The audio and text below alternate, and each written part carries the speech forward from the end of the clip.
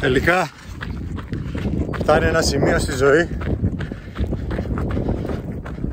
που οριμάζει το μυαλό και καταλαβαίνεις όταν καθίσεις με το μαγιό σου μπροστά στο καθρέφτη,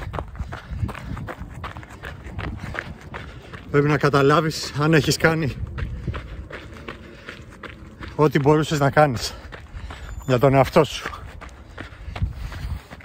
Είτε αυτό αφορά τη φυσική σου κατάσταση, τους μύες σου, το κάπνισμα, το αλκοόλ, τη διατροφή, τη σχέση σου. Ο καθρέφτης ποτέ δεν λέει ψέματα. Δύο επιλογές υπάρχουν λοιπόν. Ή θα ονειρευτείς τη ζωή σου και θα πλησιάσεις τα όνειρά σου, ή θα μείνεις εκεί ένα δυστυχισμένο πλάσμα που κυνηγάει πάντα την ασφάλεια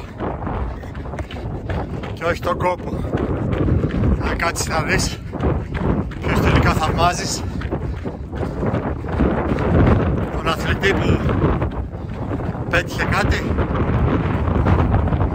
ένα ρεκόρ, κάτι, τον επιστήμονα που βρήκε κάτι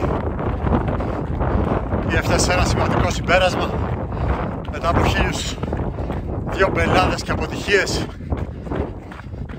ή θαυμάζεις αυτόν που έχει ένα εισόδημα και κάθεται στον καναπέ του και ψάχνει το Σαββατοκύριακο για να ξεκουραστεί και να αράξει.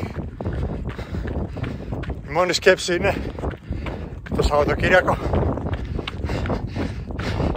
είναι πολύ ευχάριστο γιατί δουλεύεις εκεί που οι περισσότεροι κάθονται.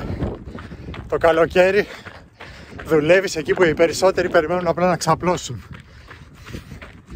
Και τελικά αυτό είναι το συναίσθημα. Έχω τερματίσει 17 μαραθωνίους. Έχω για πολύ λίγο σκεφτεί να σταματήσω, γιατί το μικρόβιο δεν φεύγει και γιατί όλη η ευτυχία που φαίνεται όταν πλησιάζω στα τελευταία μέτρα πριν τον τερματισμό δεν είναι αυτή. Η ευτυχία είναι κάθε μέρα που βγήκα έξω και γύρισα με τα πόδια να πονάνε. Όπως μου λέει και η γυναίκα μου, αφού πονά τα πόδια γιατί το κάνεις? Γι' αυτό.